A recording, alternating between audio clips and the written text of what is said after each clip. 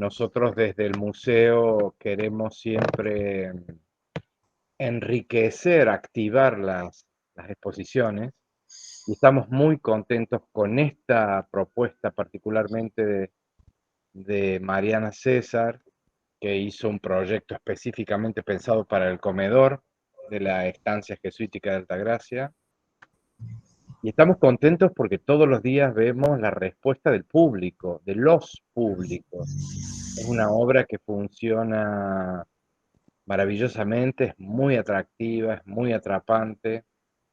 Y hace poquito, en octubre, estuvo Mariana trabajando con niños de la Escuela Santiago de Liniers, niños de segundo grado, haciendo talleres con las manos en la masa y con las arcillas, y con niños del... Ahí está Mariana. Hola Mariana. Ah, ¿qué tal? Hola, hola a todos.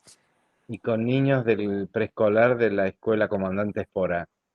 Así que no fue, fueron actividades bellísimas. Bueno, ese es un poco el museo que queremos, ¿no? Un museo abierto, dinámico, participativo, para todos los públicos, un museo que genere experiencias, emociones, enojos, fastidios, alegrías. Así que estamos en ese camino. Y estas charlas que hoy nos convoca la del tercer encuentro, tienen que ver con eso, ¿no? Con dinamizar y encontrarnos para reflexionar.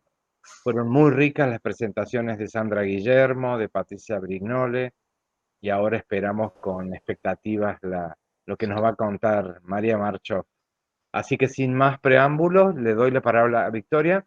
Hago una última puntualización, que siempre lo digo, que es el valor que tiene el Museo Jesuítico de Altagracia gracias a su equipo, ¿no? A mí me acompaña en la gestión que me toca en estos años, un equipo maravilloso, con la camiseta puesta, con compromiso, con profesionalismo, y cada vez que puedo lo digo porque es muy lindo trabajar con un equipo que siente de verdad la pasión por los museos.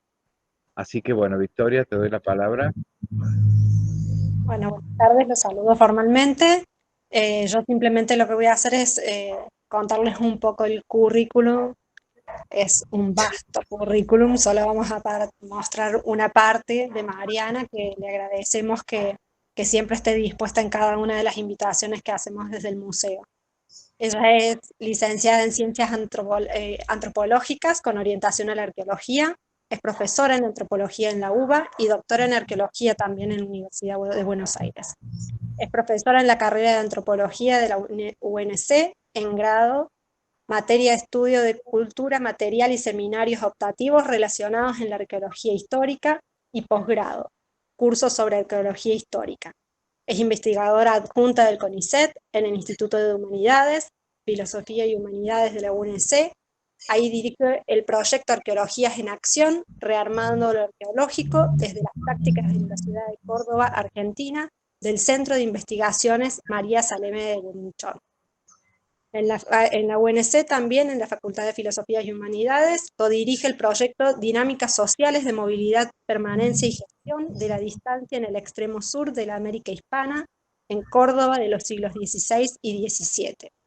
En CECIT y la UNC participa también en otros proyectos de investigaciones y extensión, incluyendo el trabajo transdisciplinario en la antigua ciudad de Esteco de los siglos XVI y XVII en Salta.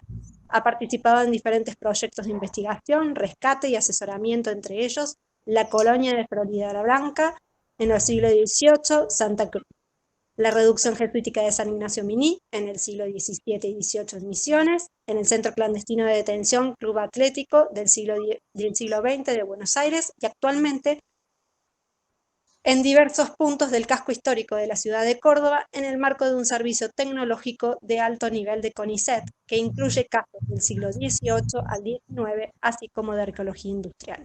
Bienvenida nuevamente y le damos lugar a ella para que nos Gracias. Bueno, ante todo quería agradecer muchísimo la invitación.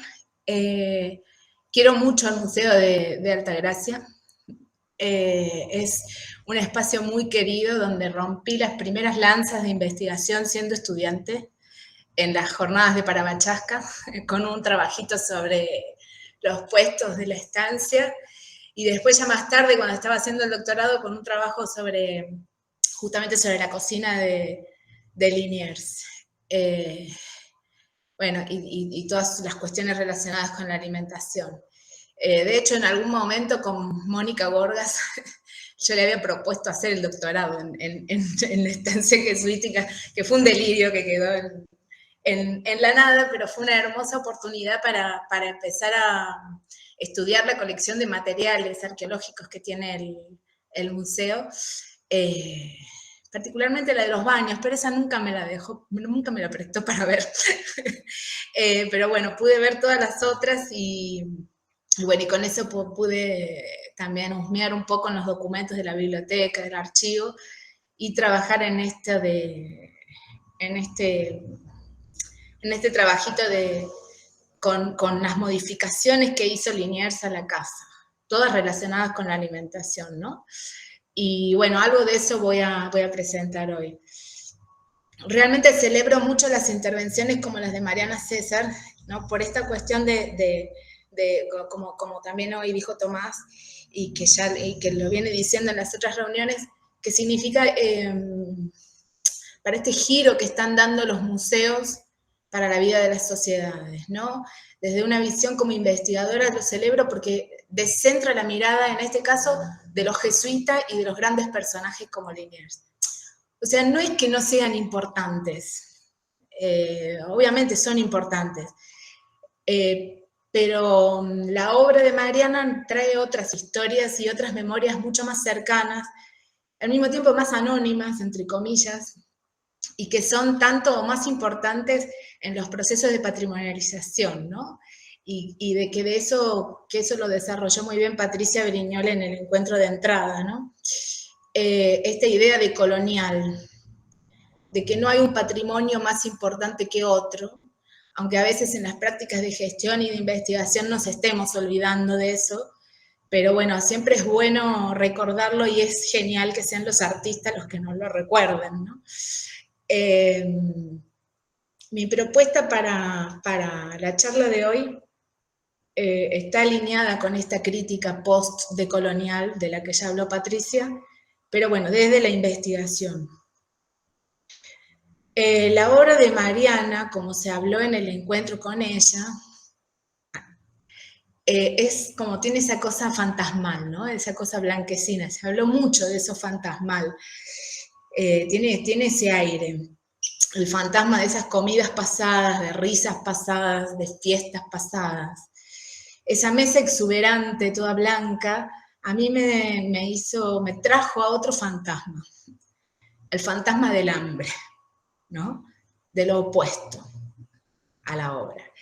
Y bueno, y vamos a hablar del hambre. Me gustaría que hablemos del hambre hoy.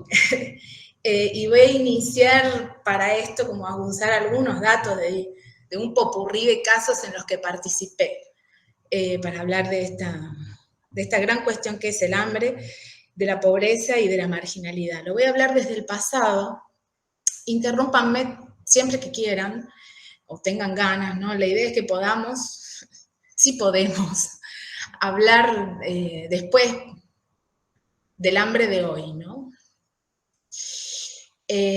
Hambre, si intentamos definir qué es hambre, parece una definición muy simple, pero en realidad es muy compleja, ¿no? Hambre es, por un lado, es la falta de alimentos y nutrientes esenciales para garantizar la supervivencia de un organismo, ¿no?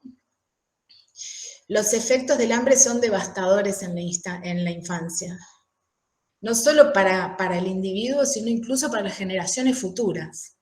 El estrés nutricional se transmite de generación en generación. Y voy a dar un caso propio. Mis abuelos pasaron la Primera y la Segunda Guerra Mundial, la primera como niños, la segunda ya como adultos, como más jóvenes adultos, y ese estrés nutricional hizo que nosotros, sus nietos, que no tuvimos estrés nutricional infantil, tengamos unos dientes desastrosos. Es como que queda en en el ADN. Estas cosas se marcan en el ADN.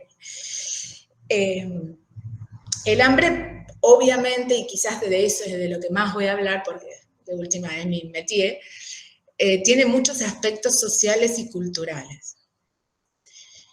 Y bueno, y para empezar, bueno, yo estudio el pasado sobre todo, así que vamos a hablar de poblaciones del pasado. Y para arrancar en un punto, podríamos arrancar desde los australopitecinos, pero no vamos a arrancar ahí, vamos a arrancar con las poblaciones medievales y renacentistas, ¿no? Porque, bueno, la humanidad es ese pivotar continuo de hambre y abundancia, ¿no? Y de eso no estaban exentas estas poblaciones, que eran poblaciones que estaban hambreadas, realmente hambreadas.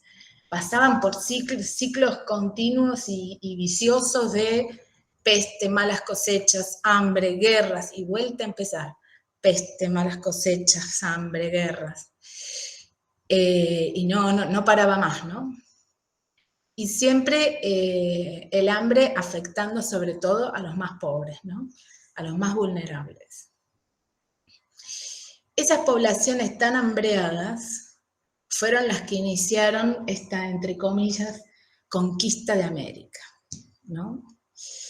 Y a esa conquista de América traen las pestes, sí, trajeron las pestes, traen productos europeos, por ejemplo, todos los animales domésticos de hoy, bueno, casi todos los animales, los chanchos, las vacas, los caballos, las ovejas, algunas también vegetales, y se llevan otros productos, se llevan el ají, se llevan el tomate, se llevan el maíz, pero sobre todo lo que trajeron fue su hambre y sus ansias de saciar esa hambre. Que estas poblaciones así tan hambreadas, tan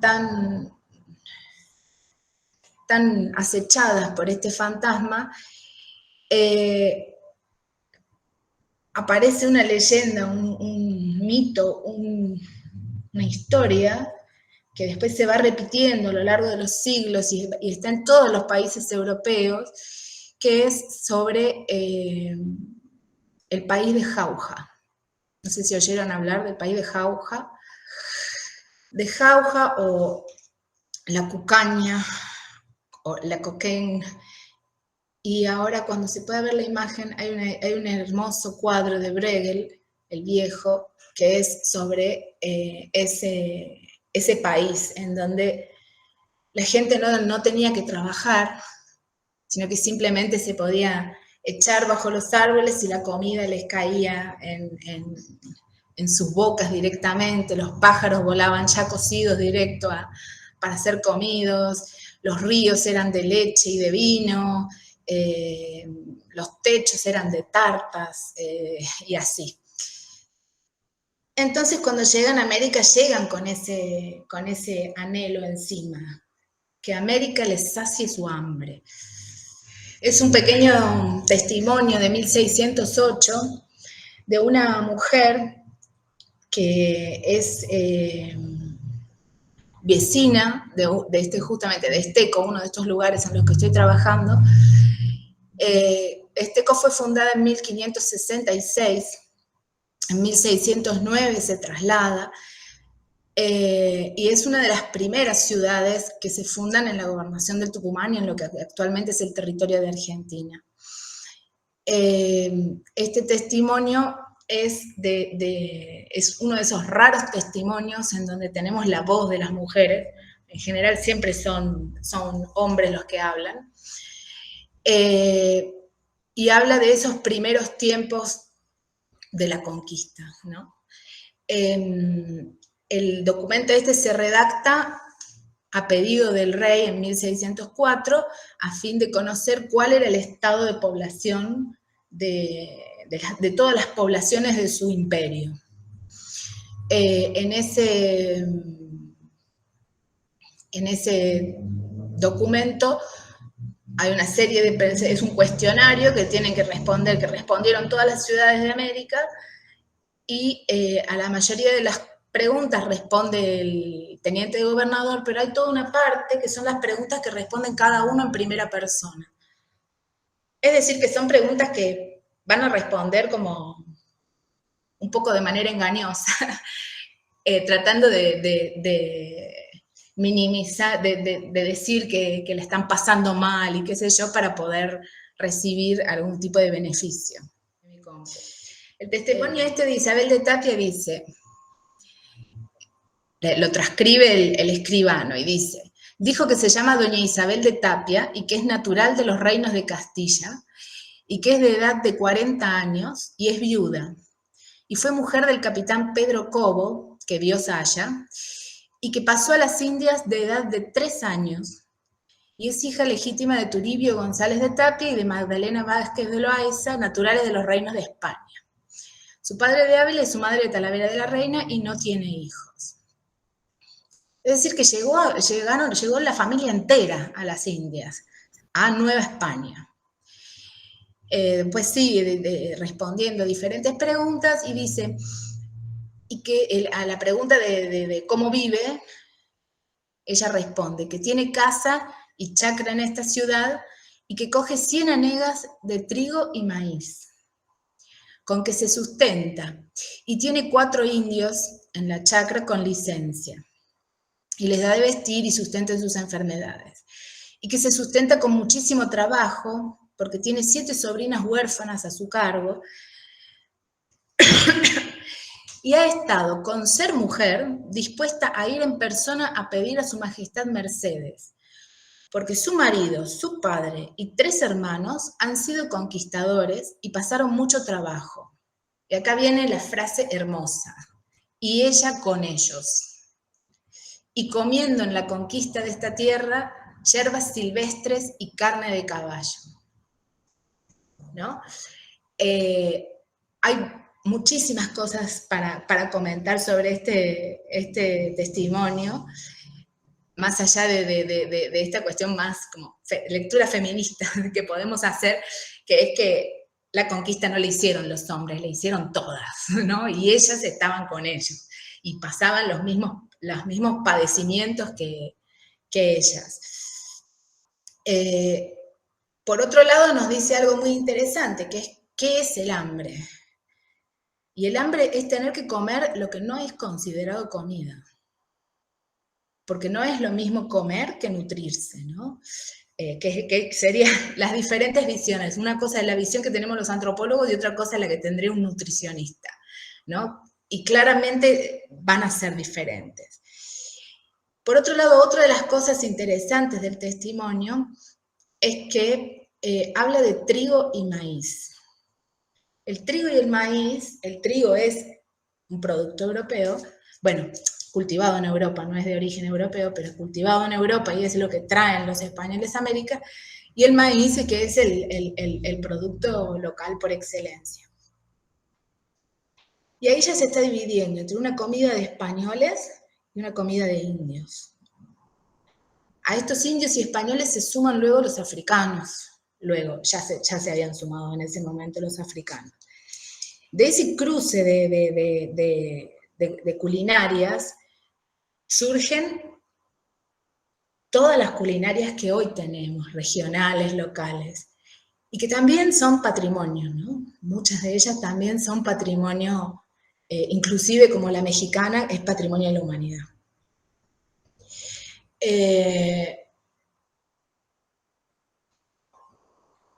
Las pestes y las hambres siguieron en América. No he puesto un gráfico porque no los quería aburrir demasiado con gráficos y cosas medio tediosas y demasiado cientificistas, si se quiere, pero muestra que prácticamente cada 2 años había o una peste de langosta que les ponía en riesgo las cosechas, o una peste que mataba a los indios, además de que a los indios los mataban trabajando, ¿no? Es decir, que esta inseguridad alimentaria, y ya estoy usando un término actual, siguió para esta gente también en América, ¿no? El siglo XVIII, por otra parte, vio esa consolidación del sistema de castas, ¿no? en donde a medida que los límites étnicos e identitarios de esta gente se iban borroneando, desde los discursos, y hay muchísima también, hay muchísimos gráficos y dibujos bellísimos sobre los cruces, los famosos cruces de español e india hace mestizo, no sé si, seguro que los tienen, los han visto en la cabeza, los tienen vistos, digamos. A medida que se borroneaban esos límites, el sistema de castas lo apretaba desde lo discursivo, lo ensalzaba. Tengo una hipótesis que es que esas diferencias no eran solo entre comidas de ricos y comidas de pobres, sino que también entre la alta y la baja cocina, de la que también habló Sandra, sino que también servían para construir identidad étnica en un punto. Y creo que estas cocinas locales, cocinas regionales, muchas de las cuales están en proceso de patrimonialización, tienen que ver con eso, justamente. No hay muchos trabajos al respecto, pero como hay varios indicios que apuntan a eso. Y de la misma manera hay indicios sobre todo hay indicios cuando seguimos los rastros de ciertos productos, ¿no? Particularmente estos productos que se vuelven como democráticos, que todo el mundo los empieza a consumir. Por ejemplo, ¿se les ocurre alguno?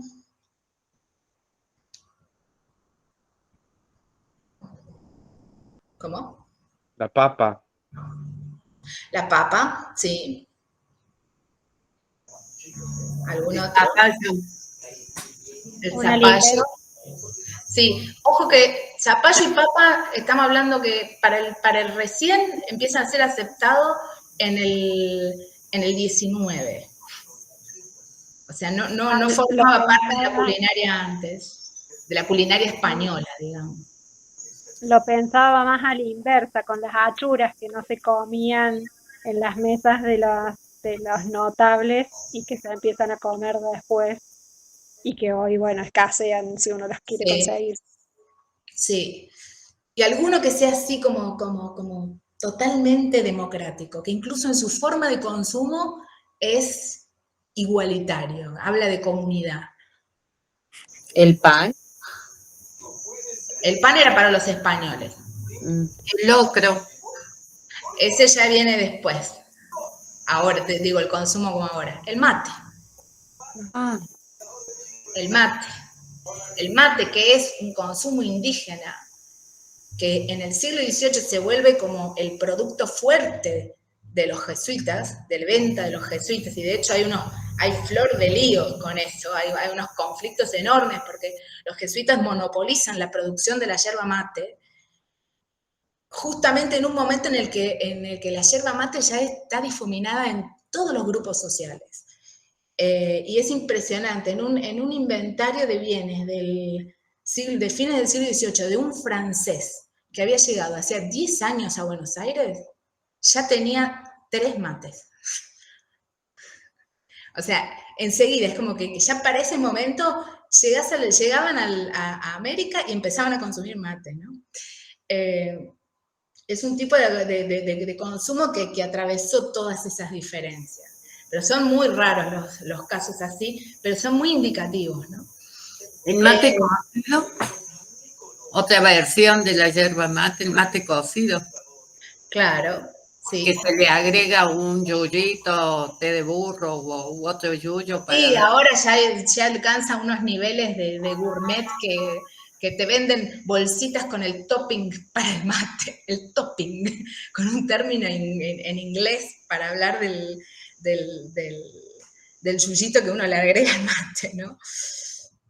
En el siglo XVII no hay evidencias de que los españoles lo consuman, pero como cuando empiezan, se difunde como reguero de pólvora.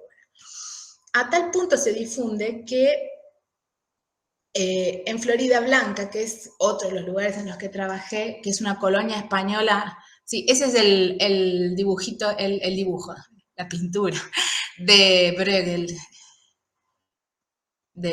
el Viejo, de la Cucaña. con un nombre impronunciable en alemán, que es ese. Bueno, pero pasemos a la tercera.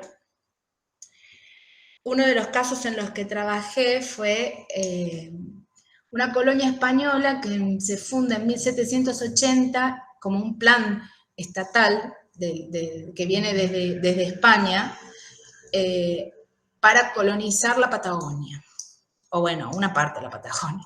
Hicieron lo que pudieron. No les fue demasiado bien, duró 4 años la población esta. Y bueno, y estaba... La base de su población eran familias labradoras españolas. Hasta tal punto el mate, la yerba, estaba ya incluida en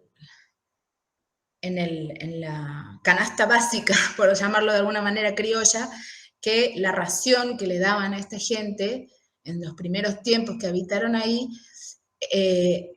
incluía yerba, incluía pan, ají, como condimento, ají, o sea, también un producto americano, grasa, carne y tocino, y legumbres y arroz. La cuestión es que esas familias hasta aún no tenían el hábito, pero ya se los daban. Bueno, también esa población en el primer año se muere casi el 30% de la población por una deficiencia alimentaria, por falta de vitamina C, por escorbuto. Pero bueno, volviendo al hambre, en Florida Blanca este escorbuto fue terrible.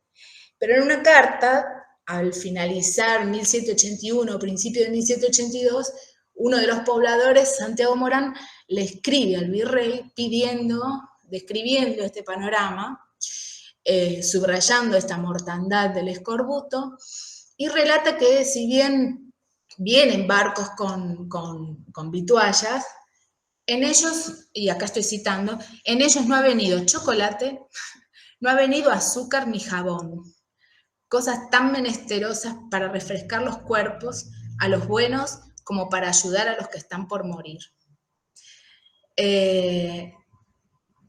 Y pide, y dice que entre todos los vecinos juntaron unos 500 pesos y que pide por favor que le permitan ir a comprar. ¿Y qué pide comprar? 2 petacas de jabón, 4 quintales de azúcar, 2 arrobas de chocolate, 2 barriles de vinagre, 1 de aguardiente y todo el resto en vino.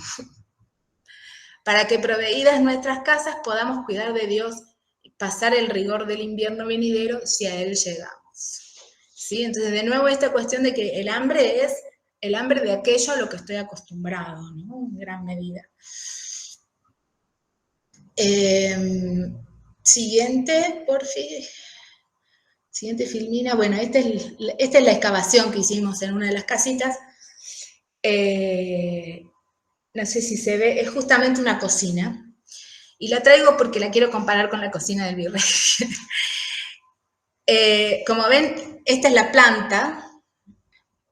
En el dibujo derecho es la planta de la excavación. Esto de acá, ¿se nota cuando paso el cursor? ¿O no? No se nota cuando paso el cursor.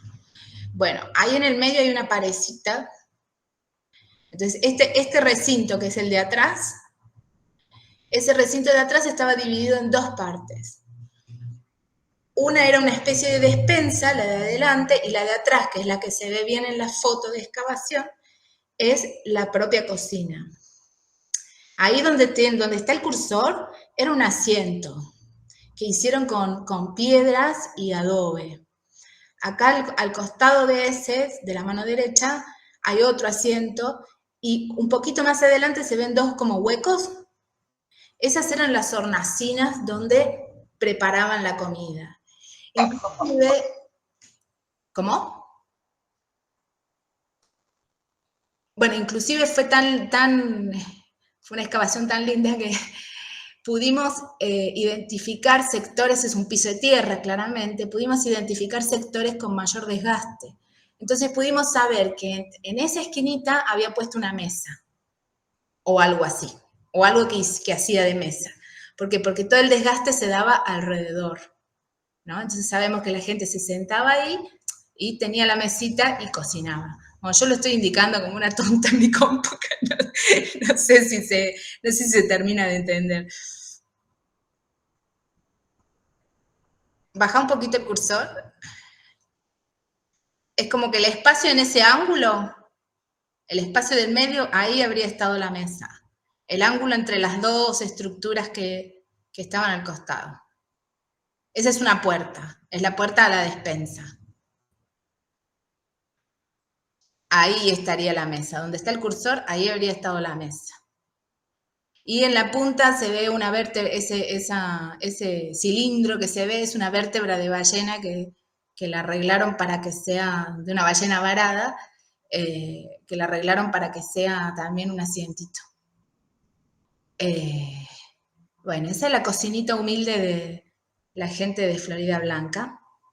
Y bueno, y llegamos a la cocina del virrey. Ahora vamos a la siguiente figura. Que bueno, como ustedes ya saben bien, este es... sí, se ven todas las figuras. Estas son las modificaciones que hizo el virrey al mudarse a la estancia, a lo que había sido la estancia jesuítica de Altagracia después de que pasara por Rodríguez, por la Junta de Temporalidades, etc., ¿no?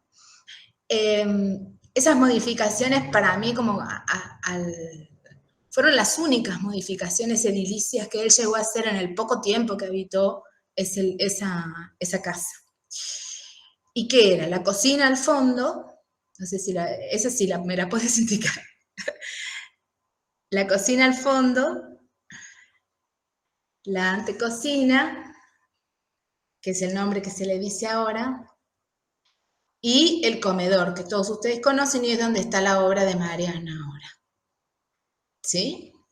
No, en realidad la obra de Mariana está en el antiguo refectorio. Ah, en el otro. Sí, bien. Bueno, no, esta es la del virrey, esta es la otra.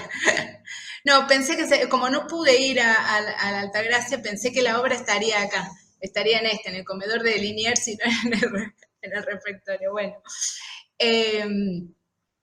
bueno, y el cuartito del costado, que ahora no me acuerdo bien qué es lo que antes, porque han modificado algunas de la ubicación, pero antes creo que había como una maqueta acá. Sí, donde estaba el diagrama, ahora está el libro de cuentas. Bueno, estas cuatro habitaciones son las que funcionaban alrededor de esta puesta en escena que hacía el virrey de su comedor. Tiene características muy particulares. La cocina tenía piso de tierra, todas las demás tenían piso de ladrillo. La cocina no tenía conexión directa, tiene el famoso pasaplatos, que es uno de los pocos que hay en museos. Hay uno en el Museo José Hernández en Buenos Aires, hay un par, pero no es un dispositivo muy habitual de encontrar. Tenían el pasaplatos en la antecocina o el antecomedor que figura en varios otros inventarios de otras casas, se prepararían las comidas que después se servían en el comedor. La cocina en sí tenía esas dos puertas, una que iba al exterior y otra que iba al patio de las dependencias, pero no tenía ni una ventana. O sea, era un lugar oscuro. Oscuro, con humo, digamos, no era muy amigable. Sí tenía un fogón a la moderna, que esta es una foto que rescaté en su momento, que me pasaron en el archivo del museo, en ese momento, antes de la restauración, ¿no? De la chimenea. Lo que ya no existía en ese momento era la cocina con hornillas que tenía el virrey, que acá en el dibujo de la izquierda, de abajo a la izquierda, se ve lo que eran las hornillas. Son parecidas a eso que tenían en Florida Blanca, que son esos pequeños espacios donde se prendía fuego, donde se podía hacer un control del fuego y del calor como muy específico. Bueno, la cocina de Liniers era tan grosa que tenía 17 de esos espacios. Es como tener 17 hornallas, todas diferentes, para diferentes cosas. No, 17 no, 11, suficiente. Y otra de las cosas interesantes que había en el inventario de Liniers que hacen al momento en que lo ejecutan, bueno, en realidad poco después de que lo ejecutan, es que también tenía un libro de economía doméstica y un libro de cocina, en 2 tomos. Así que realmente era algo que a él le interesaba. Más allá digamos, de estas... Lo que yo quiero lograr a partir de esta comparación es que veamos como son prácticamente contemporáneos y son 2 formas de comer muy diferentes y de preparar las cosas muy diferentes. Esta división entre comida de pobres y comida de ricos se traslada también a todo el aparato artefactual alrededor, ¿no? No es solo qué se come, sino cómo se lo come, con quién se lo come, de qué manera, etc. Y retomando el tema del hambre, claramente Liniers no pasó hambre, y menos en Altagracia, quizás en alguna de sus campañas, pero bueno. Pero la gente de Florida Blanca sí pasó hambre. Y quisiera hablar ahora de que el hambre sigue siendo hoy un problema político, económico y sobre todo social, ¿no? No solo es que marca las desigualdades, como lo vemos en el caso de estas 2 cocinitas del pasado, digamos, sino que al mismo tiempo las construye y las perpetúa. Pero no es solamente simbolizar, no estamos hablando de simbolizar, sino que estamos hablando de, concretamente, de materializar la diferencia y de perpetuarla, ¿no? En nuestro contexto, ahora es como una pregunta, ¿no? Porque estamos en un contexto muy particular de nuestro país, en donde realmente hay 1/3 de la población que padece inseguridad alimentaria, según la ONU, ¿no? De moderada a grave, es decir, 1/3 de la población de la Argentina tuvo que reducir la cantidad y la calidad de su comida, ¿no? Con todas estas cuestiones de sobrepeso y malnutrición como 2 caras de la misma moneda, que son esto de el comer alimentos baratos. En este contexto, ¿ustedes han hecho restricciones de este tipo? ¿Han tenido que restringir o modificar su alimentación? Y en la Argentina, desde mi punto de vista, llevamos varias crisis económicas, así que tenemos prácticas en restringir alimentos, variar, reemplazar. No es la primera crisis que tenemos. Desde la crisis del 29, que acá repercutió mucho, y según contaban en mi casa, no se conseguía azúcar. Sí, se conseguía azúcar negra y le daban un bono para acceder a ese tipo de alimento. Uh-huh. Sí, el tema es que estamos hablando cuando la inseguridad alimentaria pasa a ser grave, es que no se come ciertas cosas, ¿no? O sea, no se come carne, por ejemplo.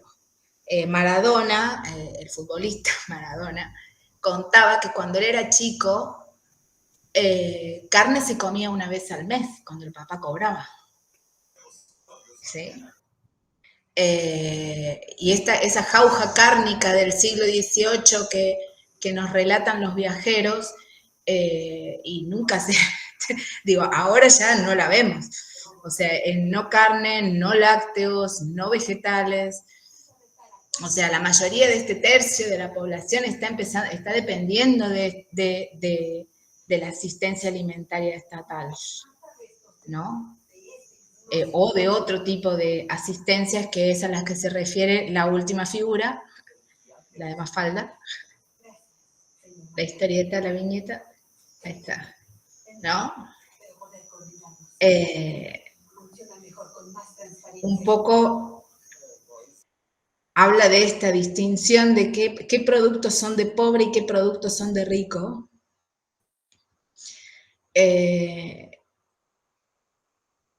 Pero volvemos. En este punto, en cierta forma, a través de estas crisis hay mucha población que se está acercando a esos niveles medievales. Digo, estas crisis nos están llevando de nuevo a estos ciclos, no digo medievales, sino, bueno, cabe preguntarse, bueno, ¿cómo vamos a lidiar con todo esto? Por eso era mi pregunta, quizás es una pregunta demasiado personal, si se quiere, si tuvieron que dejar algún alimento de lado. Yo no sé puntualmente un alimento del lado. Ahí recién estaba leyendo también alguien que comentaba, Julia, comentaba acerca de los vegetales, las carnes y los lácteos, ¿sí? Pero hay una conversación muy cercana que tuve en estos días, también pensando en función de estos espacios en la casa, ¿no? Que una de las cosas que me parece que refleja también como una imagen total, no a lo mejor un alimento puntual, sino ese recorrido que uno hace todos los días cuando abre la heladera. Para mí la heladera marca mucho esta cuestión, no por la abundancia, sino muchas veces a lo mejor por los elementos, los colores, que por ejemplo se consume de a poco algo que se compró mucho y de repente ahora ya no se compra mucho, sino que se consume todos los días lo que está en la heladera. Justamente conversábamos acerca de eso y de cómo ese contraste, a lo mejor Norma recién hablaba acerca de la historia pasada, o sea, de otras crisis que han existido, me hacía acordar a crisis en mi infancia y demás, que me acuerdo que era también conversaciones con amiguitas y amigos, que uno hablaba de la heladera cuando uno tenía la heladera llena y cuando la heladera estaba media llena. O ya no había más jugo, o estoy, digamos, hace tiempo sintiendo eso en repetidas cuestiones, cuando uno abre y de repente no ves a lo mejor esa gran compra mensual, ¿no? Eso es lo que por ahí, a lo mejor habría que ser, como invitas vos, ser más consciente, a lo mejor puntualmente ese alimento que ya no está en la dieta diaria y que de repente uno lo tenía en la rutina. También creo que sí, el asado de los domingos. El asado de los domingos no se hace todos los domingos. No, tal cual. Sí. Entonces, hubo restricciones, pero bueno, imaginémoslo en aquellos que lo han tenido que restringir. Restringir totalmente. Digo, a lo Maradona, una vez por mes. Pero me gustaría pensar haya sido un puchero, ¿no? Me gustaría pensar esto, que no se hace el asado del domingo, pero sigue habiendo encuentros. Sí. Digo, ahí quisiera hacer como un guiño, si me permitís, María, a la obra de Mariana, que, por ejemplo, yo no veo la imagen que produce Mariana en la obra como fantasmagórica, sino la veo como una decisión de que sea absolutamente neutral. Y cuando se neutraliza todo lo que está arriba de la mesa, me parece que, por otro lado, asienta la idea de la comida como una excusa para el encuentro, para la charla, para que otras cosas puedan suceder. Y hay dos puntos que me parecen para nada ingenuos. Uno, que la obra esta es de una mujer, en un lugar que era de los hombres. Y por otro lado, y este me parece, al menos es una lectura personal que yo hago sobre la obra de Mariana, que toda la comida es reconocible como que es de nuestro territorio. Digo, somos un país con un serio problema de identidad que miramos siempre a Europa o Estados Unidos y yo veo pastelitos, empanadas, los objetos que se utilizan, las tortas. Digo, me parece que hay ahí una decisión política de marcar el alimento y el encuentro desde nuestro propio territorio. Sí, desde nuestra culinaria de hoy. Exacto. Sí. Podríamos decir que no es exactamente la culinaria de, obviamente no es una mesa del siglo XVII, pero estamos hablando de nuestra comida hoy. Hoy estamos hablando de nuestra comida, ¿no? A través de remitir a otras comidas del pasado, pero de nuestra comida de hoy sí, definitivamente. Sí. Ahora, lo curioso, me pongo a pensar, ¿no? Según algunos escritos, en el siglo XVII, XVIII, por ejemplo, el valor de la carne era mucho más barata en relación a lo que era, por ejemplo, la hierba y el azúcar. Sí. Entonces, qué curioso, ¿no? Porque para ahora, no, para nosotros actualmente es algo muy, muy caro el tema de la carne, ese consumo y cómo se van perdiendo esas costumbres y tradiciones. Pero en su momento era algo que tenía muy cercano de todos los días, ¿no es cierto? La carne, ya sea desde los pueblos originarios, desde un venado, por ejemplo, en el bosque, que se iba a cazar, o ya sea en la parte de consumo de pescados, por ejemplo, o el gaucho, que ahí nomás armaba, ¿no es cierto?, su asado, pero es la forma más precaria y rápida, ¿no es cierto?, en el campo para resolver un problema de hambre. Pero lo curioso es esto, ¿no? Lo irrisorio, diría yo, que el precio, cómo ha cambiado esa política económica, que ahora le ponemos un precio bastante, bastante exagerado a la carne. Entonces, eso, algo que fue normal para nosotros, ¿no? Como sí, consumo. En su momento. Eso va variando, ha ido variando a lo largo del tiempo. Por ejemplo, las papas eran despreciadas, fueron en gran parte despreciadas, pero en el siglo XVIII tenemos la gran hambruna de Irlanda porque se volvió Irlanda dependiente absolutamente de un monocultivo como es la papa, ¿no? Pero antes eran llamadas criadillas de la tierra y que son alimentos bestiales, en los libros de recetas aparecen con esos nombres, alimentos bestiales, igual que las zanahorias y todo eso. Y que ahora comerse papines andinos es como gourmet, ¿no? Y sin embargo son la base de la alimentación de otros. Por eso los productos, para hablar de estas altas y bajas cocinas, de cocinas de ricos y cocinas de pobres, uno no puede centrarse únicamente en el producto.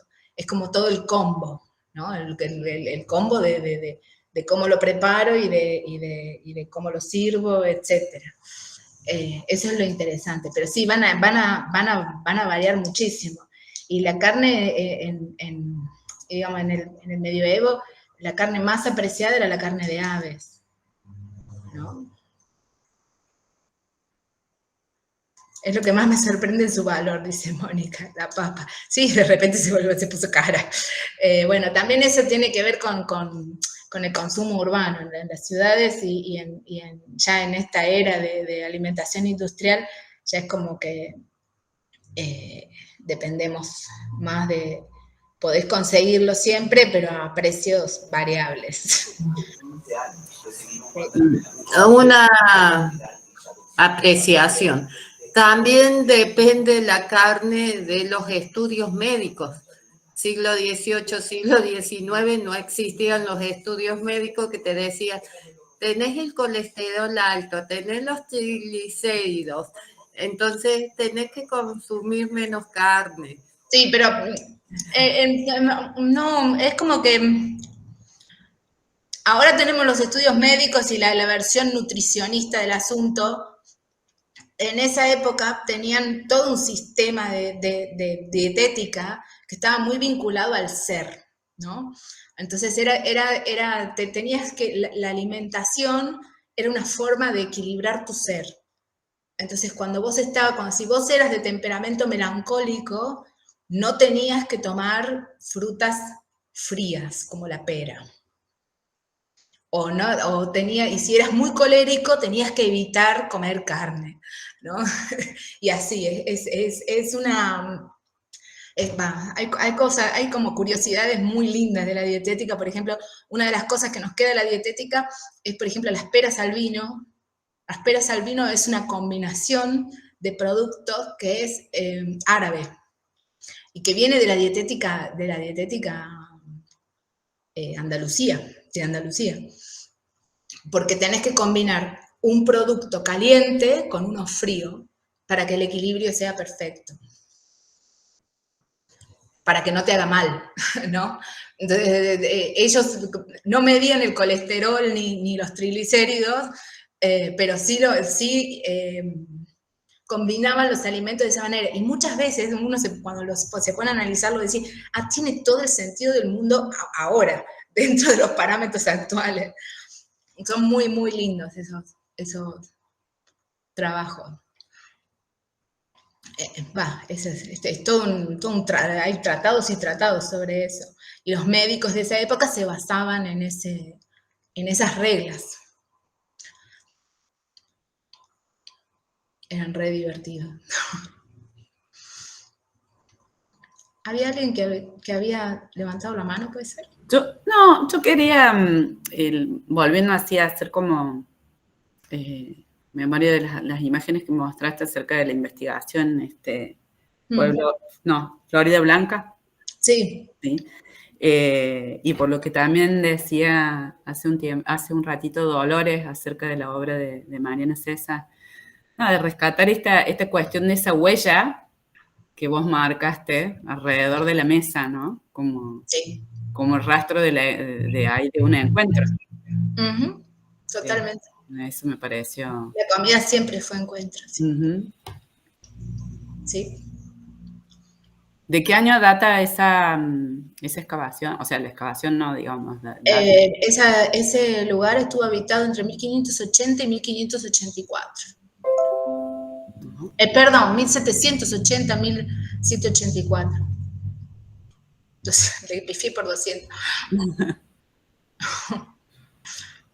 Pero como ahora estoy obsesionada. Creo que el enfoque es nuestra condición social que... Ay, no llegué. A ver. Veo un mensaje. Creo que el enfoque es nuestra condición social que alimentos con sus nutrientes para algunos y para otras terceras categorías alimentarias de poco valor nutricional. Lo que salvaba era el consumo del aceite de oliva, ahora para muchos nada. Sí.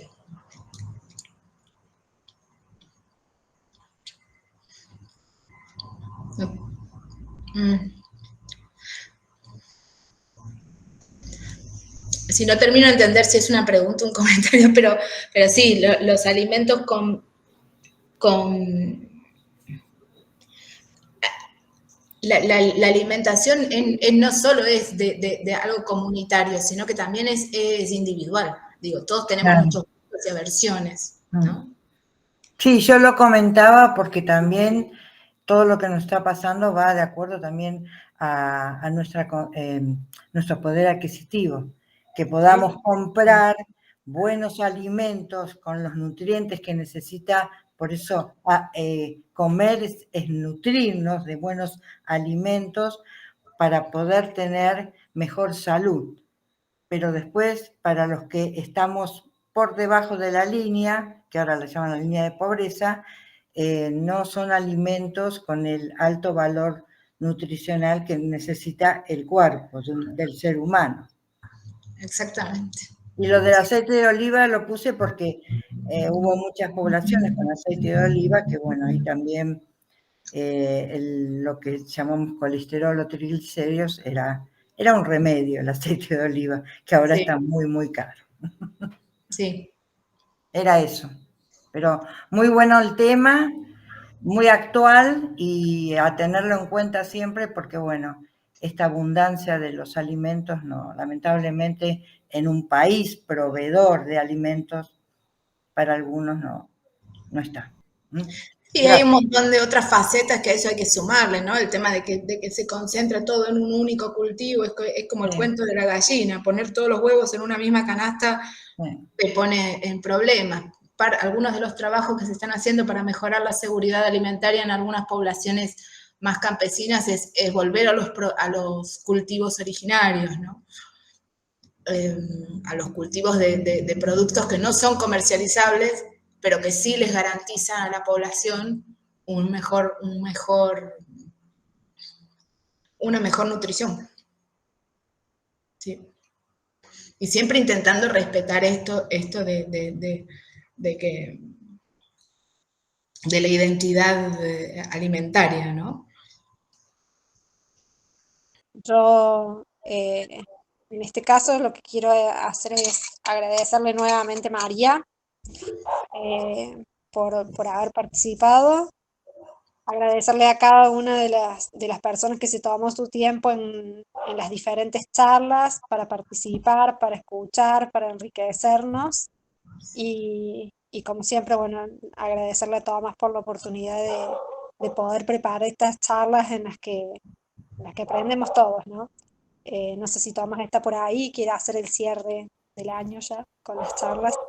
Muchísimas gracias, María. En Gracias otras a ustedes. oportunidades que hemos tenido presente en nuestro museo, esto de la virtualidad nos permite que cada uno desde su casa o desde su oficina y desde diferentes ciudades podamos participar de todas maneras, ¿no?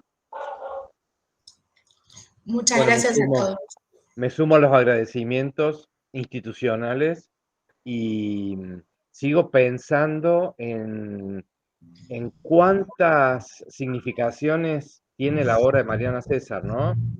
Esto que estuvimos hablando hoy y que se transforma en insumos para el relato de los mediadores.